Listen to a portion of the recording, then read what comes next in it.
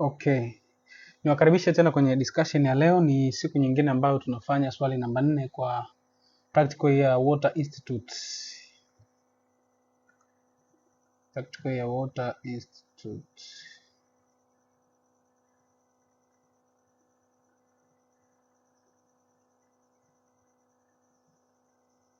Sorry.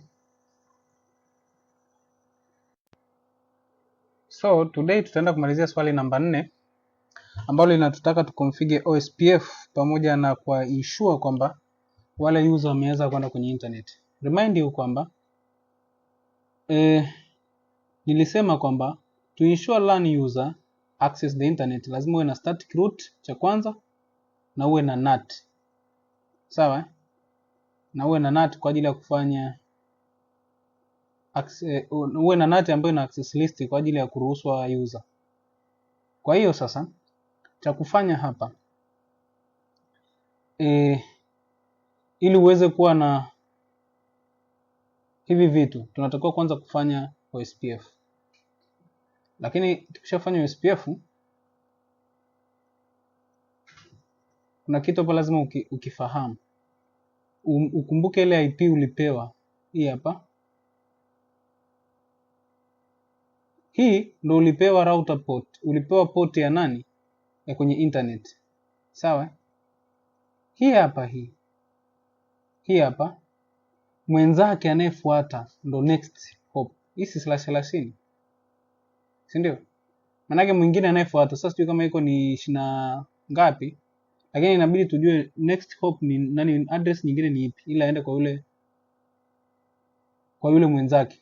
Kwa sababu hapa hajakupa akakwambia ni route inaenda kwa nani. Kwa hiyo lazima kwenye static ufahamu kwamba huyu hapa mwenzake ni nani. Ukiganya kwa 2 hapa inakuwa 10 na ngapi? Ukiganya kwa 4. Ukiganya kwa 4 hii value ya mwisho iganye kwa 4. Kwa nini nimegawanya kwa 4? Hii si 2, si 30. 30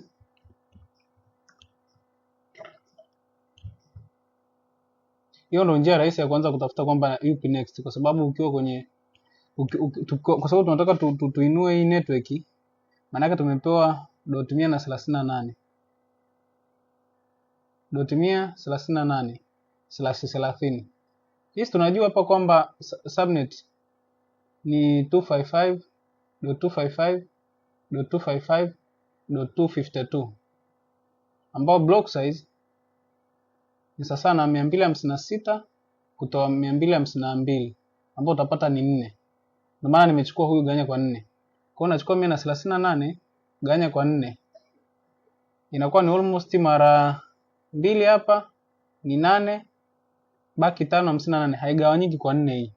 Kwa hiyo unagundua kwamba hii tayari ilikuwa ni mwenzake yuko hapa katikati. Namba ambayo inaweza kugawanyika kwa 4 almost ukichukua 20, kwa sababu ukikadiria hapa mara 20 ngapi? Mara 29 ni ngapi? Mara 29, 4 mara 29 unapata ni ngapi?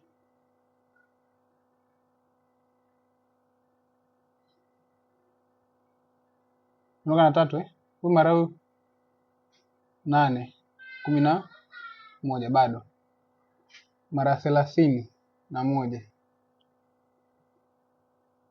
Hapa ilikuwa inatakiwa mara 3 12 na baki 1 18. Naingia mara 4 na baki 2. Kwa hiyo inakaribia ngapi? Inakaribia ngapi? 138 ganya kwa 4 ni mara 3 4, inabaki 2. Kwa mara 32 almost. Kwa hiyo unaweza kugundua kwamba okay, kwa hiyo kuna uwezekano ile mara 34 mara 4 unapata 6 ondoka na 1. Hii mara hiyo ni ngapi? 10 na ngapi? 12 13. Kwa hiyo unagundua hii ndio ilikuwa subnet yako. Kwa hiyo subnet ilikuwa ni 136 ikaenda hadi ngapi? iliyofuata ikawa ni 140. Sawa? Kwa hiyo network yako ina range kuanzia 137 up to 138.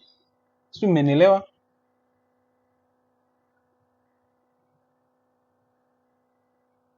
Hello? Ndio. Okay. Kama mmenielewa vizuri. Kwa hiyo unagundua okay, huyu ndo next hope, huyu ndo alienda kwenye internet. Sasa hii nimeitafuta tu kwa sababu sisi tumemweka yule internet. Lakini kwa wewe kwenye mtihani hamna haja ya kumtafuta huyu. I mean kwenye exercise au kwenye ukiwa kwenye practical hamna haja ya kumtafuta.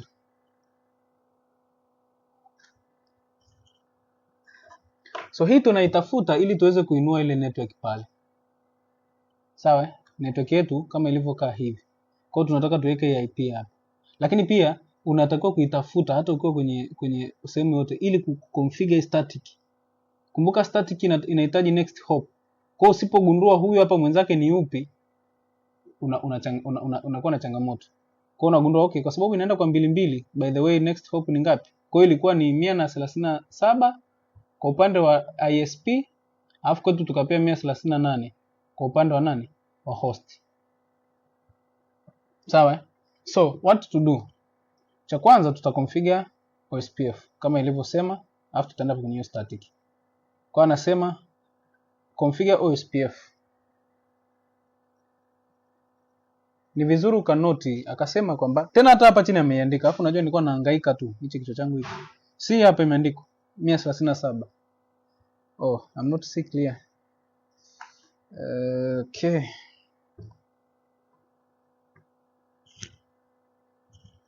So kwenye static route no need ya kuitafuta ile IP kwa sababu tayari umeshapewa hapa. Anakuambia via ISP gateway. Kwa tayari umeshagundua kwenye static route inatakiwa kuweka IP gani. Ndio hii hapa. So what you have to do now, kazi imekuwa rahisi. Unatakiwa kutengeneza OSPF, copy hivi. Kwa hiyo tutakuja pale kwenye ile configuration za router sasa. Tunasema nini? Question 4 OSPF configuration and NAT configuration. Sawa? Sasa tukianza na OSPF. Amesema utengeneze kwenye vilani ya 100 waende kwenye area 0, vilani 200 na 300 waende kwenye ngapi? Kwenye nini? Kwenye area 1. Sasa hauwezi ukaruti voice. Na ndio maana hata ile concept ya kwa nini tulikuwa tuna escape domain name ndio hii sasa. Voice haendi kwenye internet. So no need ya domain name au sijui domain nani, domain server, DNS server. So kwa hapa sasa tutatakiwa kutengeneza kwa ajili ya zile subnet nyingine 3. Kuacha hii ya kwanza hii, kuacha hii ya voice. Hizi hapa ndio zimetakiwa kutengenezwa nini? OSPF. Ambako amesema vilani 100 iende kwenye area 0. So utasema hivi router OSPF 10.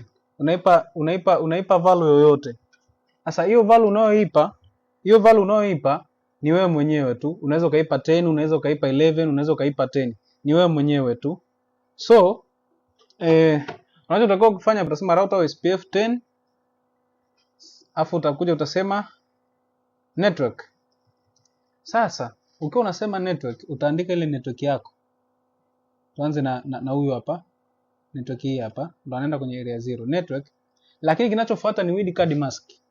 Wid card mask is an inverse of what? Subnet mask. Remember this.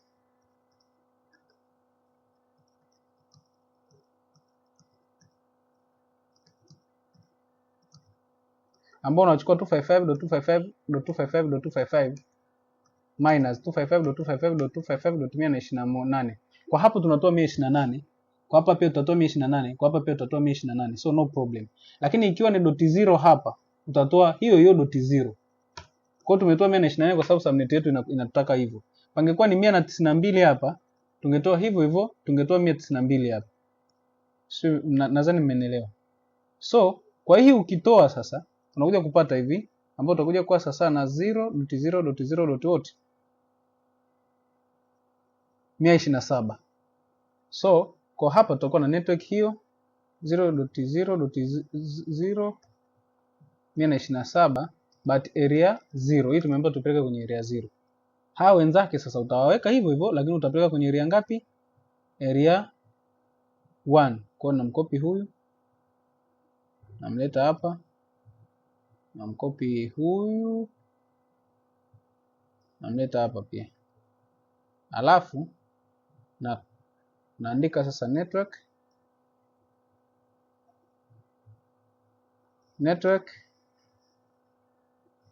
sawa,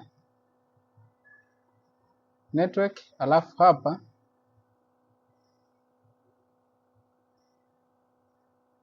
nakuja kuandika 0.0.0.127 area 1, kwa sababu hii tumeambiwa tupeleke kwenye area 1. Kwa hiyo hii moja itakuwa ni kwa ajili ya yule wa area 0, hawa wawili zitakuwa kwa ajili ya area 1. Ukimaliza hapo umekuwa umekamilisha OSPF. Lakini kwa sababu ya kwenda kwenye internet, tena lazima tu tuna default route. Tuna default route ya kwenda huku kwenye OSPF. Utaandikaje? Utaandika default information originate. Default information originate. Vizuri ukaweka hii command default information originate. Maana yake inasaidia kuweka ile default route kuituma kwenye OSPF messages. Kwa hiyo hata mtu akitaka kwenda kwenye internet, kama OSPF haitambui ilipo, inatumia hii default route. Kwa hiyo kunakuwa kuna default route kwa ajili ya kwenda kwenye internet. Okay? So hapa tuta exit, tutakuwa tumekamilisha OSPF. Kwa hiyo hichi kipengele cha kuconfigure OSPF kinakuwa kimeishia hivyo. So tutachukua, tutacopy, tutaingia kwenye router yetu. Andika enable. Tutasema show IP route kwanza. I see we have only this connected and link. Link ni ile ambayo iko direct kwenye attached to the interface. Connected ni ile ambayo inakupa subnet ya nani husika. So tutacopy. Kama hatujakosea itakubali. Kama tumekosea tutarekebisha. Tumekopi sehemu ambako siko. Config terminal. Then tutapaste hapa. So tumeshatengeneza nini? OSPF. Do run section OSPF. Do show running section OSPF. Kwa unaweza ukaona kwamba tayari kama tulivyoambiwa, huyu hapa aende kwenye area 1, huyu hapa aende kwenye area 0.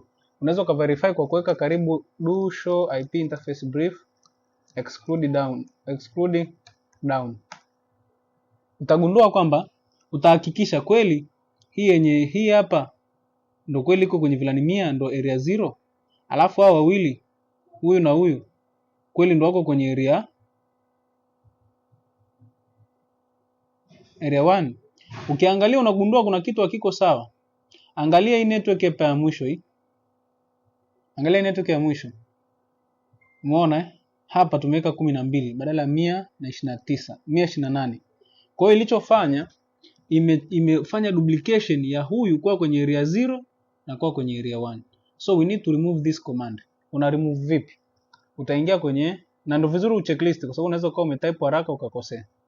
Unaingia kwenye router OSPF 10, afu utasema no. Hii hapa. Utamcopy huyu, utasema no. Kwa nikisema do show running section OSPF, nimeshamuondoa. Nitakuja nitaweka hii command sahihi. Nikisema do show running section OSPF, utaona sasa hivi imekaa clear. Sawa? So sasa hivi tumeweka clear. So nita do write, nita exit, nita write, nimemaliza. Kwa tumemaliza OSPF. Nikisema show IP route bado hautaona nyingine. Kwa nini uweze ukaona OSPF nyingine? Kwa sababu hii ni single router. Hii ni single router. Huyo angekuwa na support OSPF ndo tungeona traffic SPF adjacency kama zimetengenezwa. Kwa huyu hapa ni single router, hatengenezi adjacency na mwingine, lakini atamsaidia huyu hapa kusoma hizi huku. Okay, how? Tunakuja kwenye kipengele cha pili, anasema ensure LAN user, hiyo hapo, can access the internet via ISP. Yaani ukishaambiwa hivi unatengeneza vitu vifuatavyo.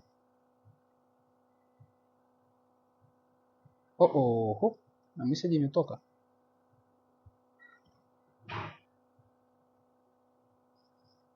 So unajua ikishakuwa hivi inazuia kukopi. Inahangaisha kweli. Okay, cha pili tunakuja kufanya sasa nini? NAT. To ensure user can access the internet. So lazima uconfigure NAT. Sasa unafanyaje? Huyo arudi hapa. Ameshakupa hii IP. Mara ya kwanza nilikuwa nimeanza kwa kuhangaika, lakini alikuwa ameshakupa. Ameshakupa hii IP. Cha kwanza, first of all, define a default route. First, define a default route. So tunasema IP route 0.0.0.0, next subnet ni huyo hapa sasa. Kwa next hop ni huyu. Kwa anapelekewa traffic huyu. Sawa? Hiyo ya kwanza. Ya pili utasema hivi, second create access list for allow the specified users to access the internet. Na hii hapa ni standard. Kwa utatengeneza access list ambayo inawaruhusu hawa user sasa waende kwenye internet. User wapi? Wenye 100, 200 na 300. Sasa for simple definition, umeona hichi kitu hapa kikopi kama kilivyo. Nitakwambia kwa nini. Hiki hapa. Kwa sababu ukitengeneza access list inakuhitaji pia kutumia wildcard mask. Sasa usihangaike kuziandika upya. Kwa nini tusifute hizi? Unaweka kasa hapa, unaweka mwisho hapa na mwisho hapa. Sasa kumbuka nilisema ili uweze kumaki kwa mara moja, unaweka hapa mwanzoni, una shift una alt afu unaweka mwishoni. Kwa hapa tayari hizi IP ziko kwenye wildcard mask. Kwa maana yake hizi ndo zinatakiwa kwenda kwenye internet peke yake. Usije ukaruhusu ukaweka hapa 00. Yaani unajua unaweza ukasema si zimefanana, ngoja tu niruhusu block nzima. Yaani ukaamua kuweka hivi lile block nzima la 172.16.10.0 kama kuweka 0.0.0.255.255. Ukifanya hivi utaruhusu hadi zile IP kamera. Kwa hiyo lazima uweke kulingana na vilani ambazo umepewa. Kwa hapa tuliambiwa kabisa ni vilani 100, 200 na 300. Kwa hiyo unatakiwa kutengeneza access list ya namna hii peke yake. So nitasema IP access list, natumia standard, natumia named standard. Ndio maana nimeanza na neno IP standard. Sasa unajua kwa nini napenda kutumia named? Nadhani ukifungua ile tutorial ya, ukirudi nyuma kwenye YouTube channel hizi ukaangalia ile tutorial ya access list, utagundua kwamba nilisema, na ndio hivyo ilivyo. Access list ikiwa ile ya kawaida, yani kwa mfano labda tungesema access list sijui 10 permit, uandike IP yake, afu uje uandike tena access list, yani uandike zote kila mmoja hivi, ufuate mtiririko huu. Unajua balaa lake ni nini? Ukikosea ukasema labda unafuta huyu, unamfuta na huyu mwingine. Kwa access list yoyote ya numbered, iwe ni extended au iwe ni standard, hata kwenye enterprise, yani the moment utasema no access list, umefuta access list nzima. That ways we need napenda kutumia na watu wanapenda kuitumia named kwa sababu you can remove per rules.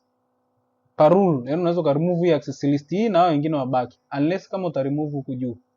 Lakini unaweza ka remove hii wengine wakabaki. Ila ile ya numbered ukiremove moja, hata kama kuna series ya access list 100, zote zinafutika.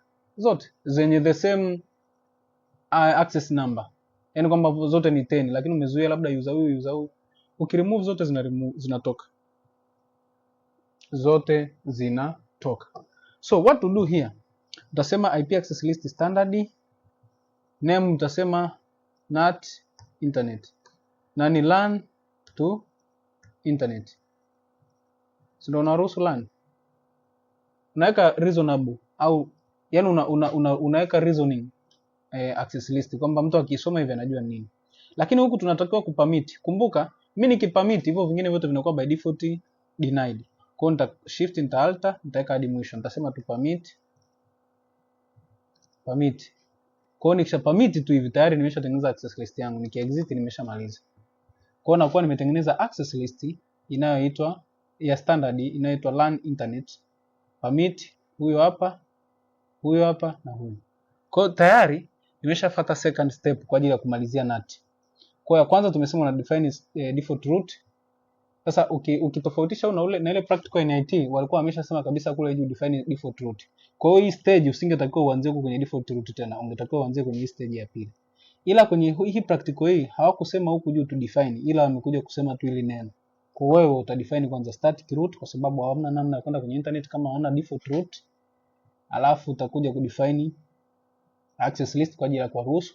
Alafu cha mwisho sasa uta define nini? Define and configure NAT. Sasa NAT na protocol yake.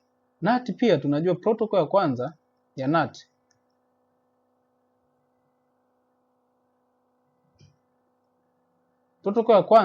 NAT ni kwamba unatakiwa kufanyeje? Unatakiwa kuruhusu inbound identify inbound and outbound interface. Yaani hii sio tu kwenye NAT, hata kwenye access list unatakiwa kujua inbound na outbound traffic kwenye firewall kwa sababu ni issue za access za permit and deny. Kwa hiyo ni vizuri sana, hiyo ni ya kwanza. So tutadefine sasa ipi ni inbound na ipi ni outbound. Nilikwambieni kwamba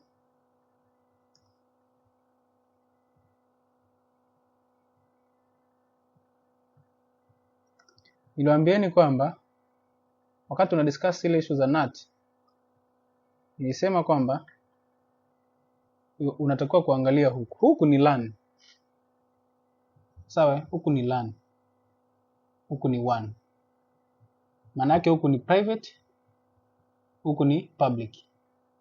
Hapa panaitwaga inside traffic, ambao ndo inbound traffic. Alafu hapa ni outside. Kwa hiyo kwenye interface hii utaingia utasema outside, na interface hii utaingia utasema NAT inside. Usipoandika vitu haviamki. Kwa hiyo tutatengeneza hiyo command hapo. Step tumeziandika hapo. Kwa hiyo utasema cha kwanza interface GB0/0 IP NAT inside. Alafu utasema interface GB0/1 IP NAT outside. Umemaliza hivi. Ndio umemaliza. Uta exit. Sawa eh? Baada ya kuexit unakuja stage ya pili sasa ya NAT. Nasema binding the access list and the NAT for part. Hii part ni port address translation. Means NAT overloading. So utaandika command ya IP NAT inside source list. Sasa hii list, kwa nini tumeandika list?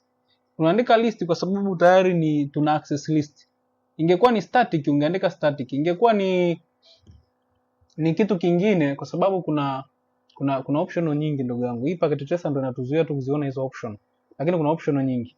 Kwa hapa tutaweka IP NAT inside source list.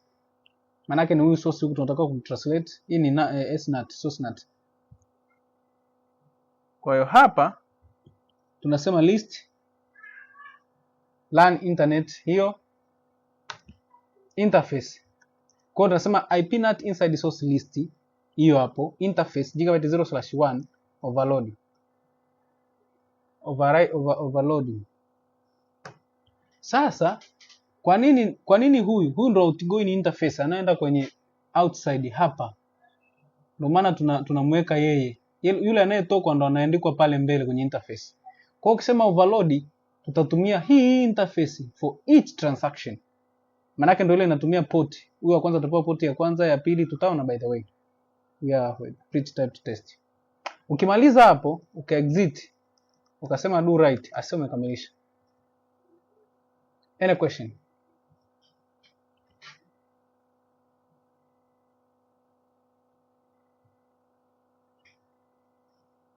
Haya. Tuya paste tuone tumepatia. Hivi huku tumeshaweka. Ngoja ni paste yote nione kama kuna error. Ndio usipo na error muda mwingine havivutii. Ngoja tuone. Enable config terminal, do show IP NAT, do show running section NAT. Sasa hii NAT imekuja sio kwamba ni NAT, ina neno hapa. Kwa hiyo sio kwamba ni NAT. So tuna paste hii do write. By the way command nyingine hazijafail, lakini do write imefail kwa sababu tulikuwa tumesha exit. Ukisha exit hautaki tena kusema do write, inakuwa write. Umeona hii command ya exit hapa tumesha exit. Kwa hiyo ukiexit hii mara moja tu umeshatoka kwenye command mode ya nani. Kwa hapo unatakiwa kusema write, so do write sasa. Kwa hapa tumeshamaliza. So nikija nikasema tena show running section NAT, utaona kuna inside outside. Alafu utaona kuna huyo hapa. Hii ndo command ino bind interface. Kwa unaweza ukasema show IP access list. Utaona access list yako ni hii standard ambayo IP ndo hizo umeziweka. Sawa? Sasa kuna IP standard nyingine hii access list, no problem.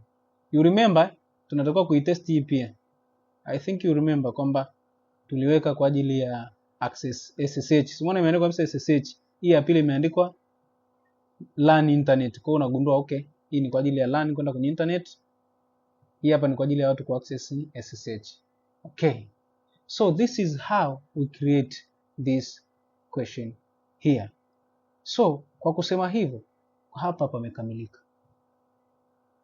Sasa basi let's do this. Write. Kwa hili swali na kwa swali nzima la practical hili limekamilika. Alisema hivi, save configuration on the router on switch on notepad. Unachotakiwa kufungua ni notepad. Sasa notepad zilizoko kule ni za kawaida. Ngoja tufungue hiyo hiyo. Utaifungua hii notepad. Unaweza ukawa na option mbili. Mimi wakati nafanya ni anyway, let me not speak this. Dakika ngapi? Unaweza ukawa na option mbili.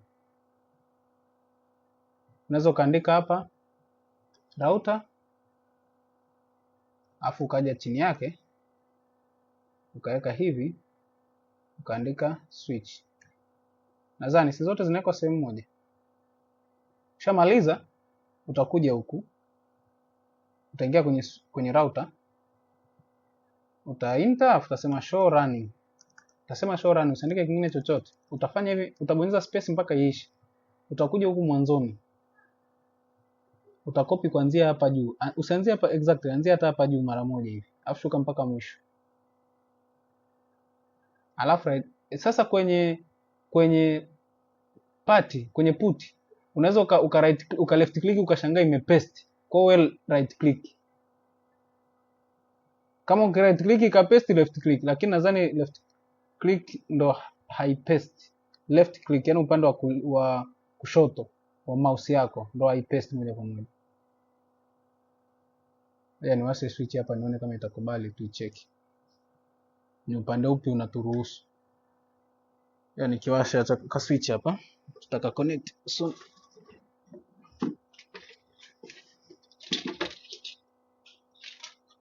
It take sometimes kwa tunaendelea kumalizia na wenyewe iwake. Okay, nimewasha switch reel, nataka tuone tukumbushane una paste kwa kubonyeza kulia au kushoto. So hapo unakuwa umeshaweka za nini? Za router. Utaacha kama zilivyo. Kwa hiyo akija akiangalia huko anaona excluded address, ataona DSP pool, ataona name, username, ataona SSH version, ataona domain, ataona interface, sub interface kwa ajili ya ya interVLAN, descriptions za kwenda kwenye WAN, tena tumeweka na description kwa anaelewa hii ndio ile interface ya kwenda kwenye 1. Hata una SPF umetengeneza vizuri na tumeweka vizuri, IP route tumeweka vizuri. So imekamilika. Na access list kwa ajili ya NAT iko vizuri tu. Kwanza unaweza kaweka kabisa standard NAT, LAN, afu dash NAT internet, hivyo hivyo waelewe kabisa ni NAT. Kwa umemaliza kwenye upande wa router. So utakuja tena, utaacha sasa space, utaingia kwenye upande wa switch. Sasa upande wa switch kuna option mbili. Hii sasa ni wewe. Ukisema show running, tutaonyesha vyote isipokuwa VLAN. VLAN hazitaonekana. Kwa hiyo unaweza ukaongeza space hapa, ukasema show VLAN brief ili zionekane. Bila hivyo VLAN hazionekani. Alafu uka enter, ukapanda juu huku mwanzoni. Sasa ubaya wa packet tracer ndio huu. Kwa show running kwanza kuziweka zote. Packet tracer zikiwa nyingi tu tunapoteana hapa. Ngoja ni copy nusu. Ikanipoteza. Taweza copy tena.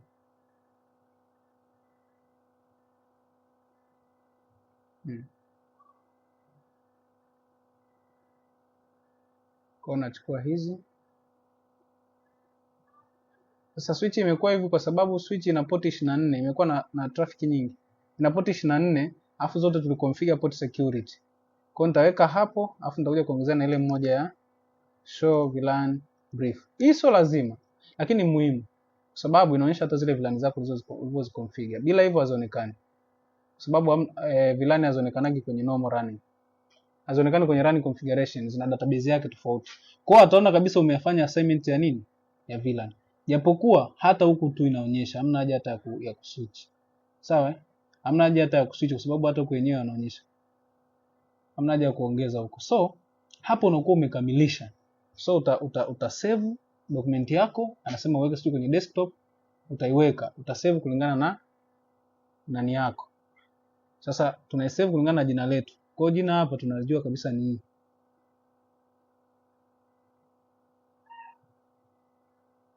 Paste hapo. Ukifanya hivi umekuwa umekamilisha. Nitashare hii document hii solution hapa. Hapo tunakuwa tumekamilisha VLAN na the whole network. Any question so far?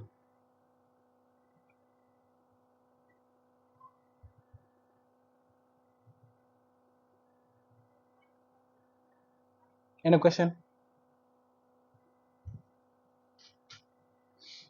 Okay. Tuko pamoja? Ndio. Okay, naomba nachomeka sasa real switch hapa tuone tuna copy vipi, alafu tuende kwenye kutesti sasa. Na ile kuitest tuna configure ile ISP. Hiyo ni out of what? Out of this practical. Hii practical imekamilika. Lakini for the better understand, please don't leave us talking. We have to test so you can get more knowledge. Ni vizuri. It's just a matter of 15 to 10 minutes.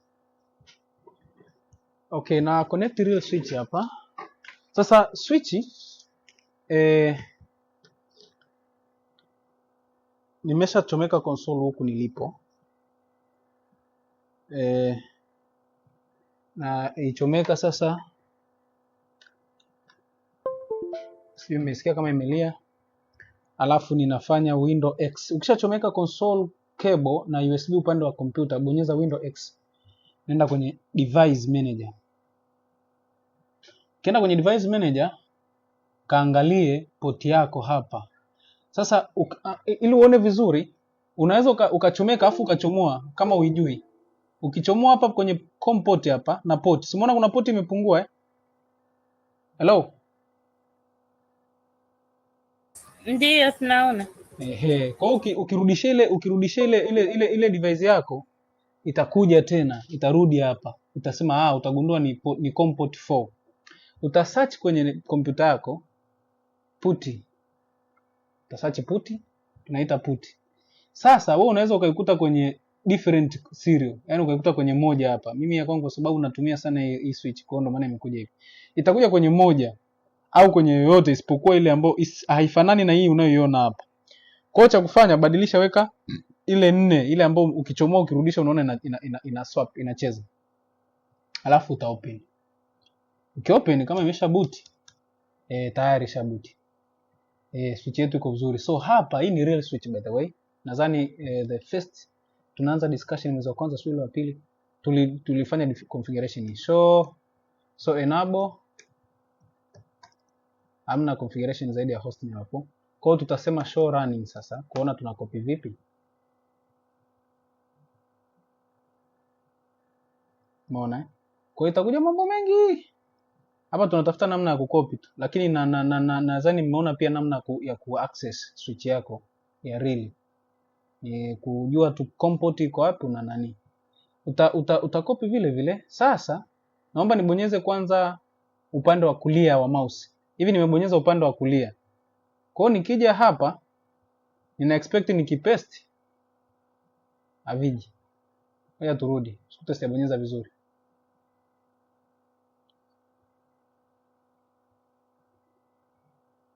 Nimebonyeza upande wa kulia hivyo hapo vimekuja. Sawa?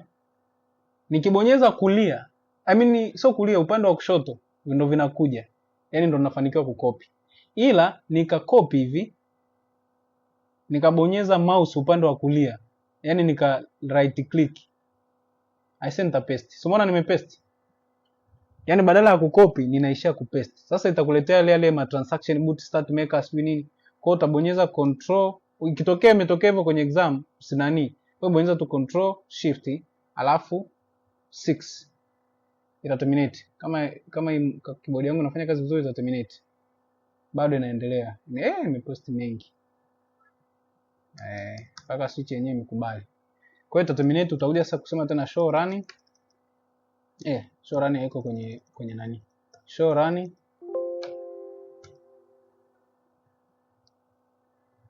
Alafu utamark, utashow zote hivi. Alafu utamark kwenye switch na kwenye router. Utamark. Kisha mark, kumbuka ni ku left upande wa kushoto kwa mouse. Utabonyeza kile upande wa kushoto pap. Ukishabonyeza usifanye chochote. Njoo paste hapa pap. Unaweka kwa ajili ya switch, unaenda kwenye router, unakuwa umekamilisha. Any question?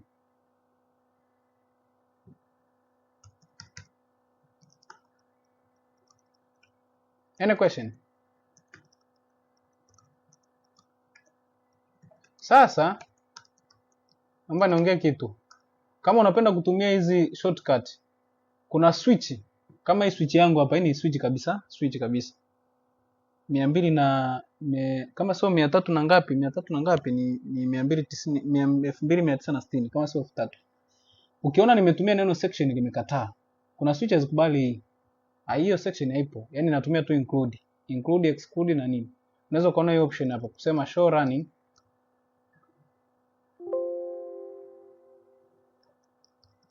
Show running section. Nikiweka hivi alama ulizo utaona kuna beginning, appending, count, exclude, format, include, redirect, tree. Hii format inakupa nini? Inakupa XML format.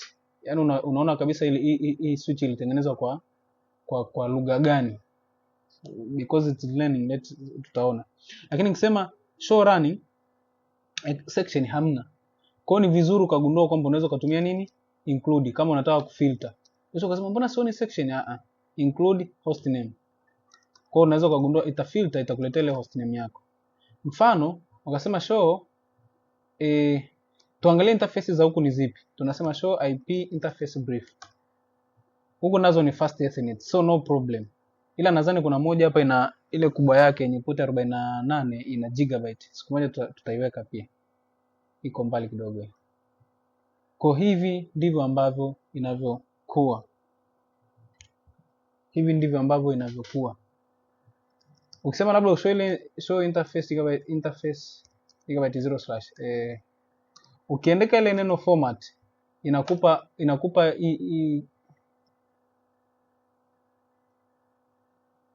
sasa hii mbona inatuzungusha flash ya nini? Chana naye. Ukiandika neno format, let's do this kama utakubali.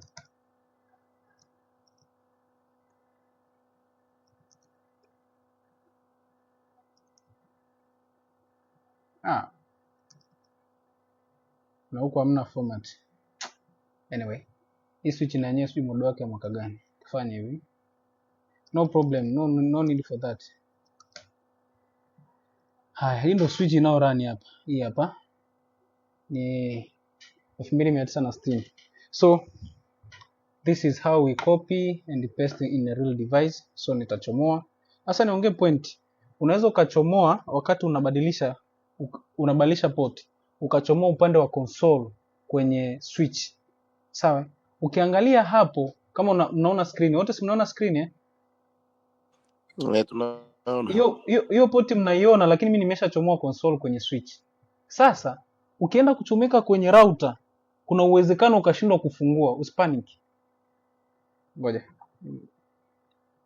Sorry. Nje nitoe kipengele hapa. Yaani kwa mfano kama hapa nimechomoa tayari, nimeshachomoa kwenye switch, lakini bado port ipo. Hii port ina hang kwa sababu port hii nini? Cable yetu bado iko kwenye kompyuta upande wa USB. Kwa hiyo ukichomeka kwenye router haifungukagi. Kwa hiyo unabidi uchomeke kwenye PC yako afu ndo urudishie, yani kama i refresh. Sio, umenielewa?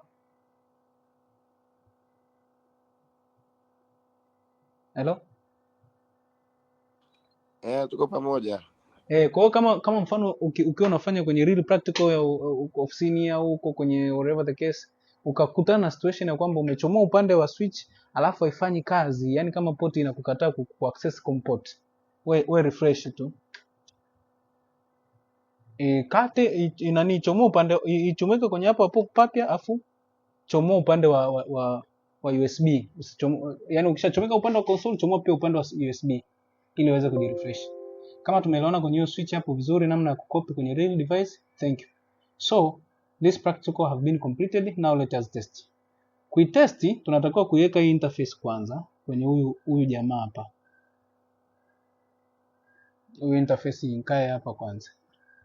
Kwa tunasema enable configure terminal do show IP interface brief.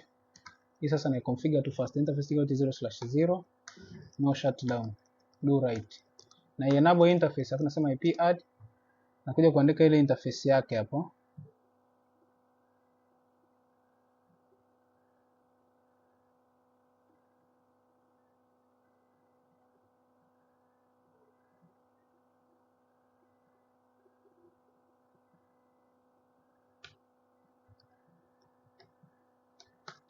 No shutdown description to learn to customer edge. Na enable to faster, sorry. Alafu host name ISP do right. Alafu nakuja nasema IP route, napeleka traffic huku. Nataka tu test faster. Napeleka traffic kwa user wale. Lakini yule alikuwa 38. Hii hapa no need for you to worry. The exam was already finished. Hii hapa ni kwa ajili ya mimi kuamsha tu test wote. So nitatengeneza sasa loopback interface kwa ajili ya domain za Google. Sasa ili kutengeneza loopback,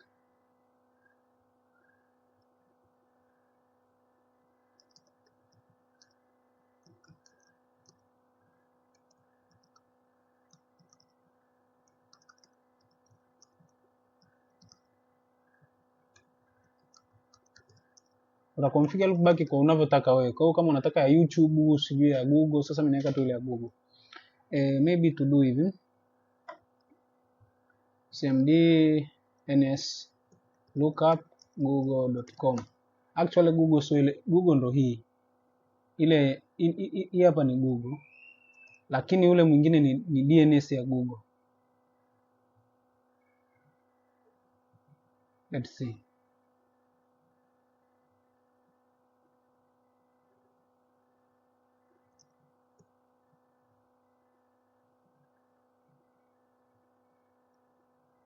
Kwa hiyo hostname yake ni huyo hapa.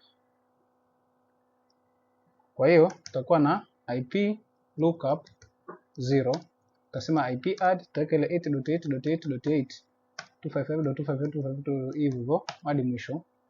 Alafu no shutdown exit. Kwanza no shutdown. IP nani lookup interface by default zinakuwa up. Nitaingia IP lookup. IP nani interface. This is interface. Interface look back interface. Hapa nasema interface look back 1. Hii 1 nitakuja kuconfigure sasa hii IP hapa. Na yenyewe nitasema IP add, alafu nitasema 8.8.255.255.255.255. Samahani. Ndio. Hapo kwani umetumia 0 na 1? Loopback interface unaweza kutumia the number unayotaka wewe idadi. Kwa sababu ninataka kuifunction hii kama nataka niifanye iwe kama internet service provider, yani kiwe kama internet kwa ajili ya kutest. Maana yake naweza nikatumia loopback 1 2 3 4 5 6 7 8 9 10. Sio, unanielewa? Kwa hiyo unavyoiconfigure hii ndio inakuwa service moja. Hii ni ile service ya DNS. Ile 8.8. Lakini hii hapa ni ya Google. Ile IP ya Google yenyewe. Kwa hiyo nataka nikija kuping Google kweli inipeleke kwenye hiki kidude. Ila hii ni visual, hii ni packet tracer. Packet tracer sio kwamba inaenda kwenye Google. Ila ni wewe unaweza ukatengeneza router ukaifanyia property, ukaifanyia configuration za loopback interface. Kwa sababu loopback interface inakuwa logical interfaces. Ina assume kama ni another interface kwenye router. Kwa hiyo ukiweka moja inakuwa ni another interface. Ukiweka mbili ni another interface. Kwa hiyo unaweza ukachagua YouTube ukaweka 3, 4, 5, 6, ukachagua Facebook ukaweka ngapi? Kutest tu. Sio, umeelewa madam? Ndio, nimekuelewa sana. Kwa hiyo umeona zinavyokuwa nyingi. Angalia hizi interfaces zilivyo nyingi. Yaani unaweza ukaweka hadi hizi namba. Kwa hiyo unaweza ukatengeneza the whole router ukaisuka. Yaani mtu akaamua asitumie internet ya kweli, lakini akaamua kusuka packet tracer. Akaweka interface loopback za kutosha. Akadefine, yani kila siku ana define at least 4. Kwa hiyo unaweza kukuta kirauta kimekaa hapo lakini kinakuwa kama internet kweli. Umeona hapa ziko nyingi kweli. Kwa hiyo unaanzia 0 mpaka hii namba hapa, a lot of them. Utaona? Kwa hizi zitakuwa ni kwa ajili ya testing. Nitakuja kuziweka hapa. Kwa nikisema do show IP interface brief exclude nani down, utaona tayari zile loopback ziko hapa. Na ziko up kabisa. Sasa basi. Samahani engineer. Naam. Nataka niulize hivi hiyo DNS huwa 8.8.8 huwa ni default au huwa unaweza kuchagua namba yoyote ile? Hii ni ya Google. Kwa hiyo 8.9 ya Google hiyo 8.9.9. Ngoja tuone hapa kama naweza nikaipata. Ngoja tuone kitu hapa. Kama kitakubali tutaiamsha. Ngoja nione. Asante. Ile 8.9.8 ni ya Google. 8.8.4.4 ni ya Google secondary. 1.1.1.1.1.1 ni Cloudflare. Kwa hiyo kuna a lot of DNS na I'm not so sure kama tutaipata, lakini ngoja tuone.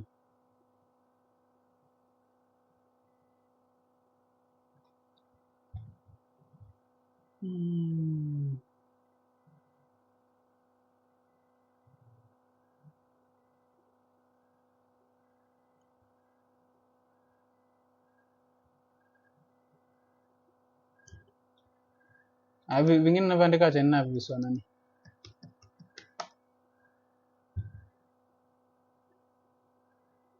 Umeona hii hapa inakuwa na hii, umeona dns.google. Hii hapa imetuletea.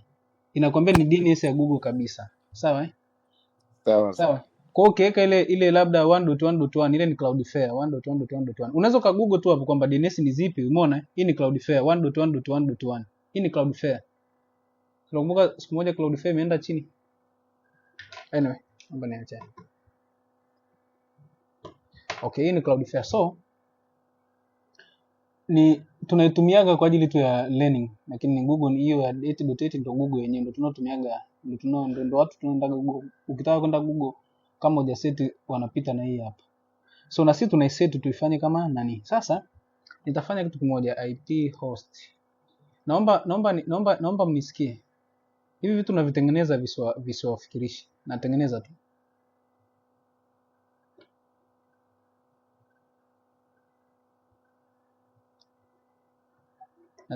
tu. Yaani tunaenda kuping Google, tunaping Google kweli. sababu kule tumeweka DNS. Hapa maana yangu ni kwamba nimemtengeneza huyu computer, huyu ISP anafahamu host name. Kwa hiyo naweza nikaping kwa host name, yani nikaping Google badala ya kuping nani. Kwa hiyo badala ya kuping hivyo, hiyo inatosha. Then do right. Sasa turudi huku kwenye user wetu huku sasa. Kitu cha kwanza ambacho tunakitest, tunatakiwa kutest ile ya access list ya port. Tumeambiwa kwamba hii hapa setup SSH for ICT department device only. ICT department tulipata kwamba ni ngapi? Ni ile block. Si ni kweli? Kwa hiyo hatutegemei mtu mwingine aweze kuaccess nini? Hii router. So tunachotakiwa kukifanya hapa, tuna department mbili.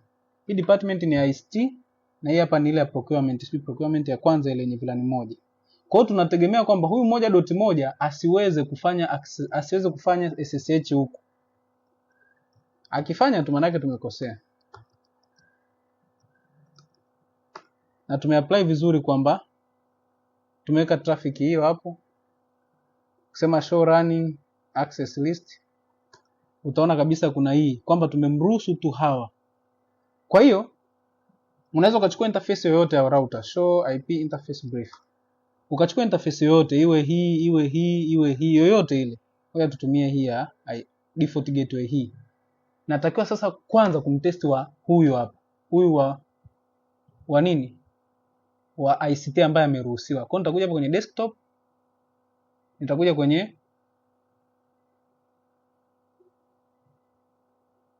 haya sasa. Telnet iko wapi? Huko inafunguka kweli? Haya, tutaweka IP yetu hapa. Username tuliandika nini? Wote herufi kubwa wote inaandikwaje Mungu wangu? Hivi. Si ndio? Ndio. Okay, connect kama inakubali. Itaniuliza password. Nitaandika wote. Ila nikija umeona tumeshaingia na anasema kabisa wote institute router unauthorized access is prohibited. Well and good. Ila kuna kitu nakitegemea hapa. Alafu nitakwambieni kwa nini. Hapa imekataa. Na hichi kitu ndio cha muhimu sana kwenye real enterprise network. Achana na hii ya kupewa assignment ya kufanya practical hivi kwenye interview. Umeona hichi kitu? Unajua kwa nini nakataa? Kama unakumbuka wakati tunafanya SSH niliwaambia kwamba SSH procedure kwanza una define host name. Pili una define domain. Tatu una enable privilege. Usipo enable privilege password, hii error lazima ukutane nayo na hautakuja kuweza kulogin. Hautakuja kuweza.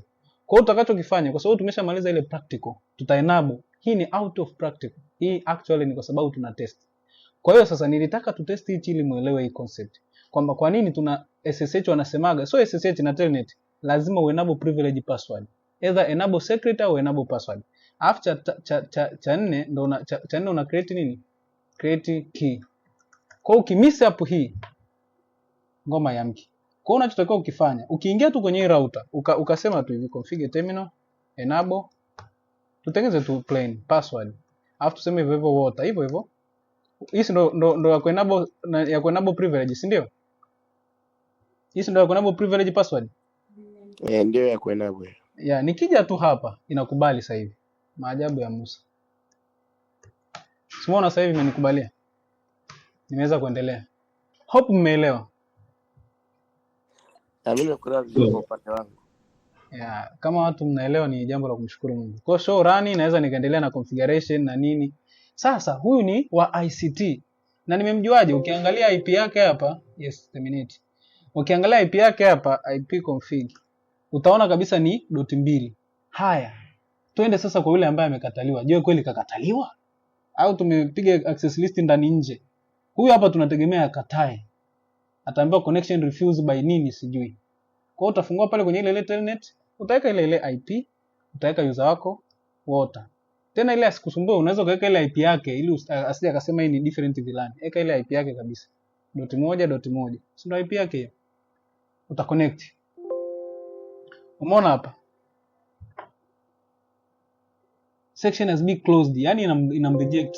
Haitaka ikubali ndugu yangu. Hata. Sasa kama kungekuwa hii packet tracer kama ingekuwa inaruhusu kunani? Kama ingekuwa inaruhusu kudebug hizi message, ningewaonyesha. Unajua ukiwa unasoma hivi.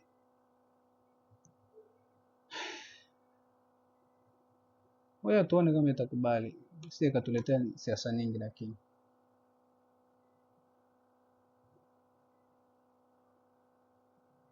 Au ngoja.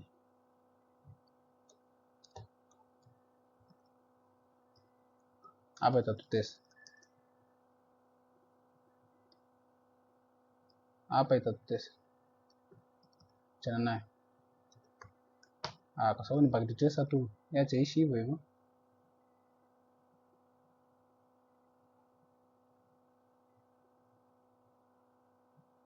Haya. Hiyo imekataa. Labda nijaribie hapa SSH -l water.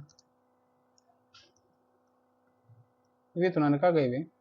Tukijaribia kwenye command line. Sawa hapa autoboy. Umeona hapa ndo nzuri. Umeona ile neno connection refused by nini? Unaweza ukaingia kwenye command prompt hapa, usitumie huku, ile sina refuse moja kwa moja uoni. Unaweza ukatumia hapa. Ukaja ukaandika SSH -l itakupa kuspecify username afu utaandika ile IP yako sasa. Ukiweka itasema connection refused by host. Inakataa kwa sababu ni access list. Ila ukija kwa huyu itakubali. Hapa kwenye nani? Unasema SSH -l water 192.172.16.1.1. Simona hii imekubali. Sijui umeelewa mgongo? Ndio. Yeah, this is how access list inavyofanya kazi kwenye. Kwa unakuta kwamba wanaweza kumanage router ni nani tu peke yao. ICT. So ya router imekubali. Hii test ya router imekubali. Test nyingine ambayo sasa nilikuwa nataka kuitest ni ile hili swali hapa. Akaniulizaje siku ile akasema hii ina lock vipi? Kama unakumbuka ile swali, si ndio? Nataka sasa nikosee mara 3 mfululizo uone kinachotokea hapa. Tumeshaingia iko wapi pale? Tumeshaanza kuingia. Ngoja tutoke.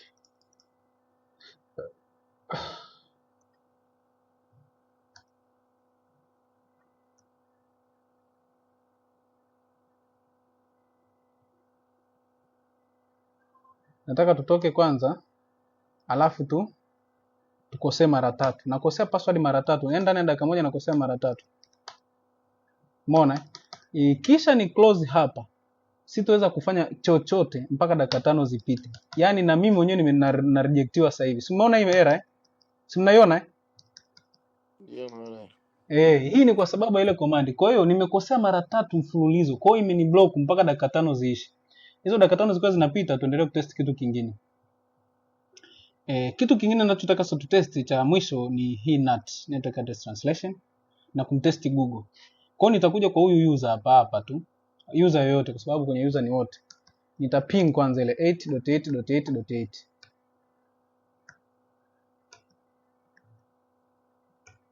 Kabla sija ping, njoo hapa kwenye router. Na huku sasa umeona, njoo nikuonyesheni kitu kabla sijaendelea. Na huku imetengeneza log kwamba kuna mtu amefanya multiple login failure attempt. Na akaanza still left for watching. Yaani bado tunamweka kwenye watching. Huyu jamaa amekosea sana. User anaitwa huyu. Source yake IP address yake ni huyu.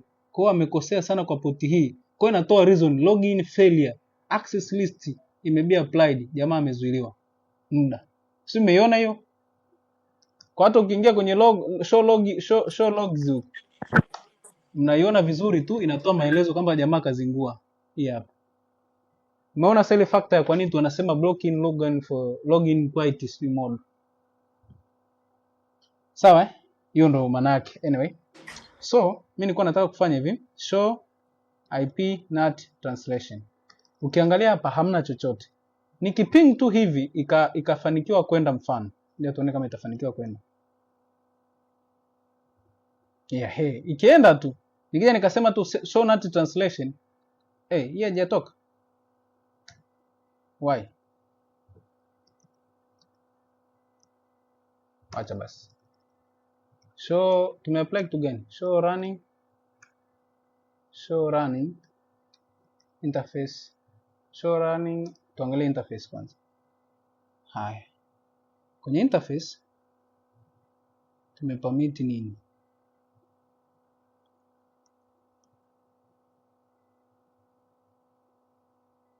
IP NAT outside, si ndio?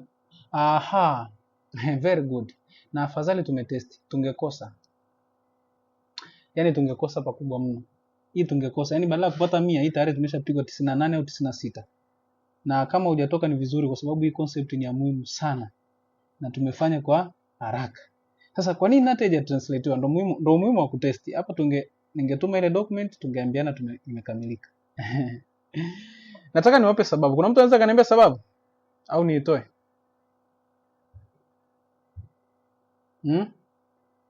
Simona imegoma kufanya translation Hello? Imegoma engineer. Ndio tumeona. Sasa nataka niwaambie. Umeona hii command tulioandika ndio tulichokosea. Hii hapa. Tulienda speed kweli hapa. Bila kufikiri. Hii hapa. Na ni vizuri ukiwa nje ya mtihani bora practice. Hata kama unafanya practical wewe endelea mpaka mwisho ili uitest uone. Umeona hapa? Hapa tumepatia hapa kwenda outside. Ila kwenye inside kumbuka hatuna traffic kwenye inside. Ila tuna sub interfaces. Tuna sub interface, hatuna hii physical interface.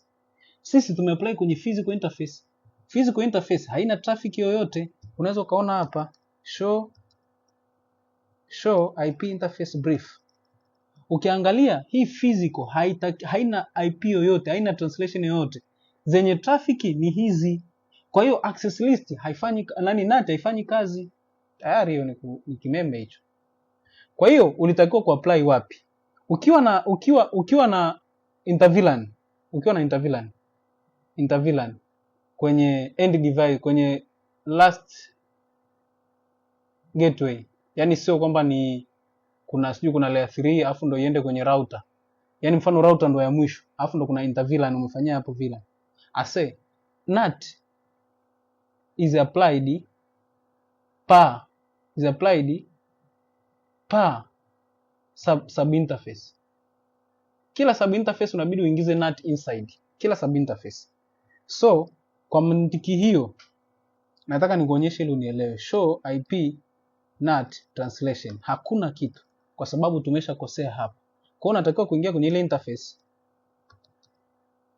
Interface ya 0/0 na bora tumesema tu test. IP NAT no IP NAT cha kwanza. No IP NAT inside cha kwanza. Afu nitarudi. Nikirudi hivi ninakuja kuingia kwenye hizi interface zote hapa. Hizi range. Kutoa ya 500. Kwa nitasema interface range. Hivi nakubali kweli range ya hivi. 0/0.100 gigabyte 0/. Sasa kumbuka ukishaweka hizo dot unaenda na hizo koma zake hivyo hivyo. Sio kama kwa packet test itakubali. Si 300 hadi 300. Imekubali. Alafu nitasema sasa IP NAT inside. Hapa ndo nimefanya implication nzuri. So nitakopi command hapa. Nitakuja kubadilisha hii command hapa ndio wakati mnasoma tusie tukanani.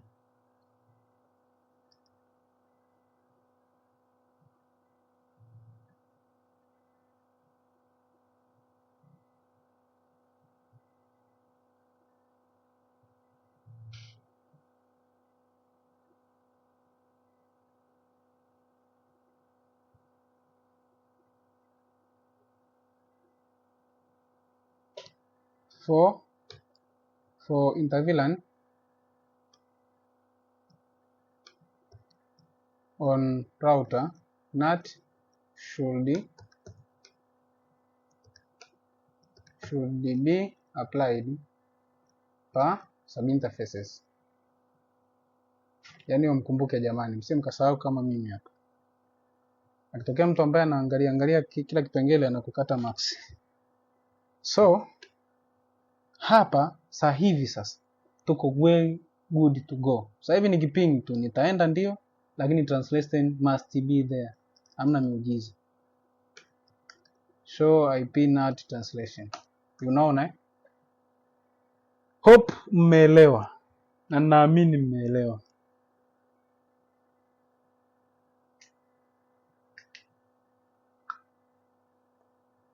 So hapo tumeshamaliza translation, inafanya kazi vizuri na watu wanaenda kwenye Google. Sasa unaweza ukaping Google kabisa. Ping Google tuone kama inafanya kazi. Kwanza tuangalie ipconfig/all kama kweli DNS ni Google. Alafu tu ping sasa, ping google.com. Tuone itaenda. Kama inachukua muda mrefu kufanya translation tujue. Au haifikii. Ingine usikii kabisa, ni sauti imekata. Hello? Hello? Hello? Hii domain name nao vipi?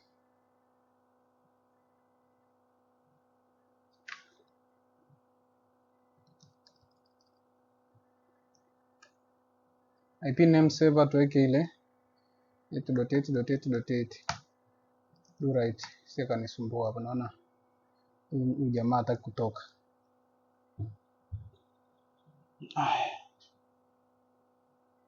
Nenda basi na wewe, kama na tuta usiku. Anyway, pakitutesa na mambo mengi bana. Silaumu sana lakini ndivyo hilivyo. Nafanya kitu chako unataka kiwe hivi, nyinyi nataka kiwe hivi. Tuping tu huyo hapa. Kwani sikuandika hii nani pale? Kwenye ASP. Nabo.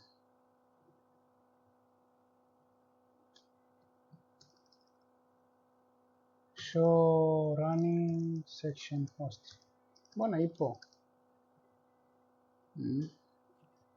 Usikii kabisa, ingine sauti imekata tena, sijui shida ni nini.